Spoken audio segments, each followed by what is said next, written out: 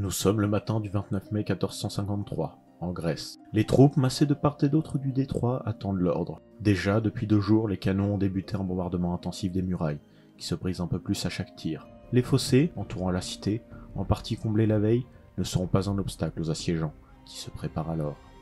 L'ordre retentit. Les soldats de la première vague d'assaut se jettent à l'attaque. Après 2 heures de lutte intense sur toute la ligne, les attaquants, épuisés et désorganisés, se replient, laissant place à une seconde vague d'invasion.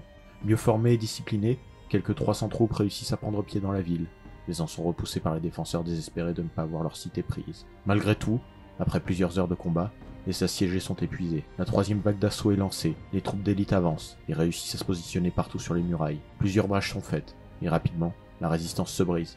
La défaite est actée. Ce 29 mai 1453, Constantinople, capitale byzantine, est tombée, et avec elle les restes d'un empire vieux d'un millénaire, l'Empire romain d'Orient. Mais la prise de la capitale, aussi dramatique soit-elle, n'est que l'acte final du déclin de cet empire autrefois puissant.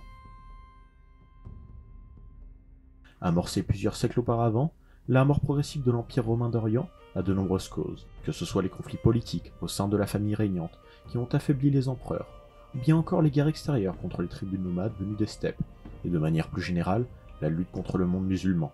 Tous ont contribué à la déchéance progressive d'un symbole de l'histoire européenne. Mais une cause se démarque néanmoins, et fut probablement la plus importante, pour expliquer la fin de la puissance byzantine sur les Balkans et l'Anatolie, le pillage de Constantinople lors de la 4e croisade de 1204. Intéressons-nous donc à cet événement, et à la manière dont cette mise à sac a accéléré la mort de l'Empire byzantin. Au début du XIIe siècle, l'Europe est parcourue par une profonde période de réformes et de changements. L'expansion démographique et économique voit la société se hiérarchiser de manière poussée, par l'éclatement de la souveraineté centrale, auparavant incarnée par des familles puissantes. Cette perte d'autorité généralisée voit les nations, déjà décentralisées, se fragmenter davantage en une multitude de principautés indépendantes, réduisant considérablement le pouvoir des rois, qui, dans la plupart des cas, ne conservent qu'une autorité limitée dans leur domaine propre. Cette vague de changements politiques, laissant émerger une puissante noblesse, échappe pourtant à une région, l'Italie, qui demeure relativement épargnée par cette instabilité politique qualifiée d'anarchie médiévale. Comme aucune puissance dominante et donc qu'aucun roi n'a pu s'imposer lors des siècles précédents, la cité-État oligarchique est devenue la forme de gouvernement principale dans la péninsule, et voit donc une multitude de petites communes et cités cohabiter dans l'étroit espace que représente l'Italie. De ce fait, les villes sont sous un contrôle limité de la noblesse, et avec à leur tête des familles d'origine marchande, qui profitent de leur position géographique avantageuse pour prospérer grâce au commerce, en fondant leur politique sur un modèle mercantile. Parmi toutes ces cités italiennes, une se démarque particulièrement, du fait de sa position, Venise. Sérénissime république, fondée autour de la ville du même nom, elle est, depuis le Xe siècle, une puissance maritime certaine, et contrôle un important et fructueux commerce avec le monde musulman. Vénitien avant chrétien est une phrase qui décrit parfaitement l'état d'esprit de cette jeune nation, qui s'appuie sur un important empire commercial qu'elle s'est formé à la force de sa marine. Elle est donc bien plus encline aux actes pour le moins anti-religieux, pour assurer sa prospérité face à ses rivaux locaux, que sont Gênes et Florence. Ainsi, lorsqu'une croisade se présente, la République est tout à fait prête à la soutenir, mais à ses conditions. Le 15 août 1198, quelques mois après son élection, le pape Innocent III, nouveau chef de l'église catholique romaine, annonce une croisade, appelée dans le but de reconquérir les lieux saints, et plus particulièrement Jérusalem, perdue 11 ans plus tôt face à Saladin. Cette exclamation ne rencontre qu'un écho limité. Après le semi-échec de la 3e croisade, qui n'a pas permis de reprendre la ville du Christ, et la piteuse prestation de la croisade des Allemands, l'Europe est réticente à retourner en Terre Sainte pour combattre les musulmans. Surtout que pour les rois, il y a fort à faire en Europe. Tandis que les souverains germaniques luttent contre le pouvoir pontifical et cherchent à s'autonomiser de la tutelle religieuse, l'Angleterre et la France sont en guerre autour de la Normandie. Ainsi, la situation n'est pas à son meilleur pour le pape, qui ne reçoit que des réponses limitées des seigneurs. Personne n'est prêt à laisser son territoire sans surveillance pour prendre la croix au nom d'une guerre considérée comme lointaine. Désespéré, le pape envoie un curé, connu pour son éloquence, Foulque de Neuilly, qui par un discours enflammé au tournoi d'écrits, réussit à convaincre Thibaut III de Champagne de composer une armée pour la croisade. L'objectif demeure alors assez simple, conquérir l'Égypte pour s'ouvrir une porte vers la Palestine et Jérusalem. Mais ce plan ingénieux se heurte à un fait simple, l'obstacle naturel de la mer Méditerranée. Aucun des seigneurs ne possédant une flotte suffisante pour répondre aux besoins de transport, il est décidé de faire appel à des professionnels de la navigation, les cités-États italiennes. Gênes, première à être contactée, décline l'offre, n'ayant pas d'intérêt à se rendre en Égypte, où elle possède par ailleurs déjà des comptoirs. Mais Venise, voyant une opportunité commerciale importante, accepte de mobiliser le nombre de bateaux nécessaires à la traversée. Tout cela en échange d'un paiement de 85 000 marques d'or. Incapables de payer la totalité de la somme, les Vénitiens ne sont pas trop demandeurs et proposent, en échange du passage des hommes vers l'Égypte, que les croisés les aident à reprendre la ville de Zara, possession légitime vénitienne, perdue façon au roi. Mais cela ne passe pas. Le pape, averti de la manœuvre, menace les Vénitiens. La papauté ne peut tolérer qu'une ville chrétienne soit prise par des forces croisées sous la bannière de la croisade.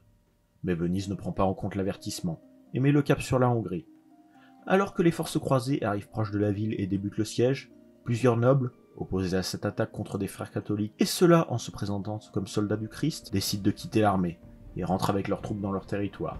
Malgré la défection de plusieurs formations, la ville ne résiste pas longtemps aux croisés, et malgré les menaces toujours plus insistantes du pontife, Zara est prise et mise à sac, avant d'être rendue à Venise. C'est la goutte de trop pour la papauté. Les Vénitiens et l'entièreté des croisés ayant participé à ce pillage sont excommuniés. La plus grave des sanctions pour un chrétien, qui se retrouve alors mis entre les mains de Dieu, et se voit exclu de la communauté catholique. Répudié par la plus haute autorité religieuse et bloqué dans un territoire hostile, la situation est désastreuse. La croisade ne peut être continuée dans ces conditions, et la menace de la papauté flotte toujours au-dessus de la tête des soldats ayant conquis la ville. Après s'être arrêté à Zara, une question se pose. Que faire maintenant?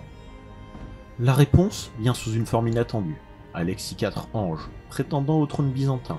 Le renversement du pouvoir impérial chez les Byzantins étant une tradition plutôt ancrée, il n'est pas rare que les empereurs en place subissent de malheureux accidents de parcours, laissant vacant la place au pouvoir. En 1195, le père d'Alexis IV, l'empereur Isaac II, est l'heureux successeur de cette coutume, perdant son trône à la suite d'un complot militaire mené par son propre frère, nommé lui-même Alexis, qui alors se proclame empereur sous le nom d'Alexis III.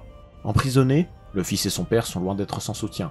Et même si son paternel a subi le sort peu enviable d'être aveuglé, l'héritier présomptif réussit à fuir sa captivité, avec l'aide de certains de ses partisans. Alexis IV, qui n'est alors pas empereur, se réfugie auprès de l'empereur du Saint-Empire romain germanique, Philippe de Souabe, qui est marié à sa sœur. En apprenant le départ d'une croisade, le prétendant byzantin avait déjà proposé le projet d'aider à reprendre son trône en échange d'une aide militaire à la croisade, une fois remis au pouvoir. Mais en raison de la haine réciproque entre latins et byzantins, l'idée avait été refusée, et Alexis laissé de côté. Au printemps 1203, apprenant la situation de la croisade, Alexis voit une chance pour son plan de se concrétiser, et se rend à Zara, où il donne une nouvelle fois son conseil, proposant de payer les dettes des croisés si ceux-ci l'aident à détrôner son oncle, l'empereur Alexis III. Devant la situation difficile, et surtout depuis le départ des chefs croisés hostiles aux Byzantins, lors du siège de Zara, les Latins et Vénitiens acceptent les propositions du prétendant. Les raisons de cette acceptation sont finalement assez simples. Pour les croisés, l'idée était maintenant d'atteindre plus vite la Terre Sainte, et l'aide des Byzantins serait utile. Mais aussi, la haine mutuelle entre chrétiens et orthodoxes depuis les précédentes croisades était forte, et l'une des propositions d'Alexis IV était la réunification des deux églises, orthodoxes et chrétiennes, sous l'autorité de Rome. Ainsi, cette attaque sur Constantinople répondait en partie aux objectifs de la croisade contre les ennemis du Christ, en promouvant l'idée de la réunification des foi.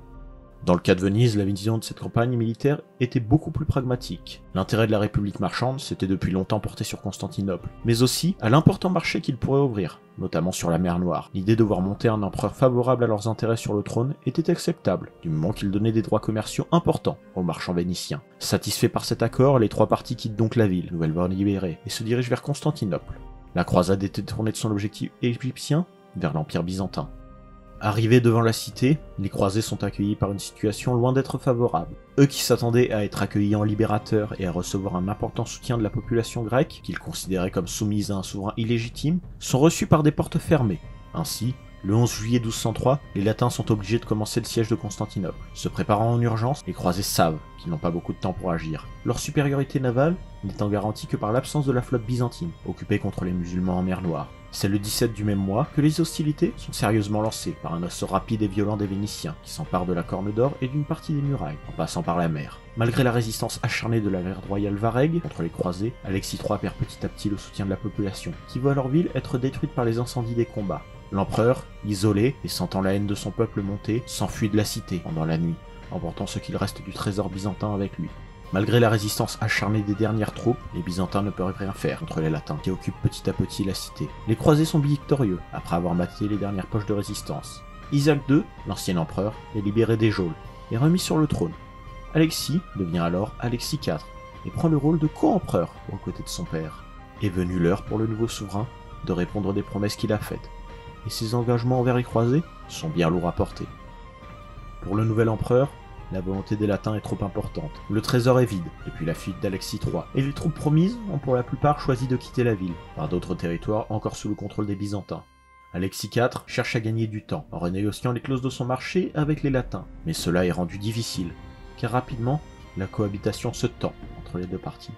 Byzantins et latins étant opposés depuis plusieurs décennies, il est impossible pour les Grecs de reconnaître les croisés comme libérateurs. Les accrochages entre les deux populations sont donc fréquents, surtout avec les commerçants italiens installés dans la ville, qui commencent à prendre le contrôle de quartiers entiers de la capitale impériale pour leurs propres usages. Même les alliés de l'empereur commencent à douter. Les latins n'apprécient pas la remontée sur le trône d'Isaac II, qui ne faisait pas partie de l'accord original, et surtout, qui avait déjà, au cours de la troisième croisade, négocié avec Saladin, faisant de lui un ennemi aux yeux des chrétiens.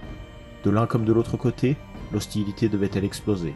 Un complot se fomente. Pour les Byzantins, Alexis IV et les croisés sont perçus comme un danger vital pour l'Empire. Ainsi donc, la noblesse restée à Constantinople se rassemble pour éliminer l'empereur et chasser les Latins. Alexis Doukas, encore un autre Alexis, chef des conjurés, prend le pouvoir début avril 1204 et se proclame Alexis V, avant de faire étrangler Alexis IV. Isaac II, mourant quant à lui quelques jours plus tard de cause inconnue. Le pouvoir quitte donc les mains d'un souverain favorable aux croisés. Les accords entre latins et byzantins sont alors rompus. Et la somme manquante, n'ayant toujours pas été payée, il devient tout naturel pour les Vénitiens et croisés de se servir directement à la source. Le 8 avril 1204, les troupes de la 4e croisade donnent l'assaut, après s'être préparées plusieurs jours en amont de la capitale. Leurs objectifs sont rapidement atteints, avec la prise de la garnison de Galata, qui leur permet de baisser l'énorme chaîne qui bloquait le port de la Corne d'Or. La flotte vénitienne, plus nombreuse que celle des Byzantins, peut pénétrer dans le port et prendre le contrôle des eaux du détroit. Attaquant simultanément les murailles maritimes et terrestres, les assaillants entrent dans la ville sans difficulté. En 4 jours seulement, Constantinople est tombée. Ce 12 avril 1204 voit un pillage absolu de la capitale byzantine. 2000 Grecs sont tués en quelques heures, les bâtiments sont incendiés, les lieux saints profanés et pillés, tandis que les icônes, reliques, objets précieux de culte, œuvres d'art sont partagés entre les croisés et la République de Venise. Rien n'échappe aux mains des forces de la croisade, qui prennent tout ce qu'elles peuvent de la capitale byzantine. Une fois la mise à sac faite, les territoires byzantins sont répartis entre les différents assaillants. L'Empire n'ayant plus de tête, après la mort et la fuite des différents prétendants, les croisés y installent l'un des leurs, Baudouin VI de Hainaut, un comte de Flandre, qui se retrouve à diriger l'Empire latin de Constantinople.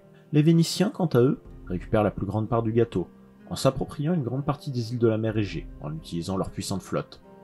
Mais l'Empire byzantin n'est pas mort, et de nombreux petits états successeurs échappent aux mains des Latins. Se fondent des ruines de Constantinople les empires de Nicée et Trébizonde, et le despotat d'Épire, autour de familles de la noblesse byzantine. La 4e croisade s'achève ainsi, par un ultime chapitre, à l'allure de fables cyniques sur la cupidité des croisés. Mais bien que la capitale byzantine soit récupérée après 57 ans d'occupation, le 25 juillet 1265, l'Empire byzantin ressort ruiné de la 4e croisade. Cette chute, et la mise à sac qui en a suivi, portent en elles de lourdes conséquences pour l'Empire d'Orient. La perte des îles ionéennes, de la Crète, de l'Eubée, d'Andros et de Naxos, sont passées aux mains des Vénitiens, conduisent à l'affaiblissement, contrôle sur le commerce dans le détroit, qui passe majoritairement aux Vénitiens. La position stratégique de Constantinople, sur les détroits, ne profite plus aux Byzantins, mais plutôt aux Génois, qui se sont installés dans le quartier de Galata, accord entre Génois et Byzantins stipulant la prise d'un important péage de la part des Italiens sur tous les passages par le détroit, retirant les gains des mains des Byzantins. Ces pertes, que ce soit territoriales ou de taxes, inaugurent la mainmise de Venise et de Gênes sur le commerce et les sources de prospérité de l'Empire, qui se retrouve ruiné par la coûteuse reconquête de territoire et la reconstruction partielle de sa capitale. Ce pillage a donc brisé économiquement l'Empire, lui arrachant une importante rentrée d'argent, mais aussi politiquement. Les relations entre l'orthodoxie et les chrétientés, déjà proches du néant, sont définitivement brisées. Les Byzantins considèrent maintenant les Latins comme un ennemi héréditaire et n'acceptent qu'avec peine des accords avec eux. Même si l'Empire renaît en tant qu'entité, il ne peut plus prétendre être une grande puissance. Constantinople a perdu le statut de la plus riche et la plus puissante ville qui fut le sien durant tant de siècles. Il n'est plus que l'ombre d'elle-même. L'Empire byzantin ne se relèvera jamais, et la ville, que conquérera Mehmed II, 2 siècles plus tard, n'est plus que les ruines d'un empire mourant, déjà brisé par les croisades de 1204. Finalement, ce même conquérant étranger, pourtant musulman, se montrera plus respectueux que les Latins d'une cité au passé aussi flamboyant que mythique, en faisant la capitale d'un nouvel empire, l'Empire ottoman. Mais cela est une autre histoire que nous verrons peut-être une prochaine fois.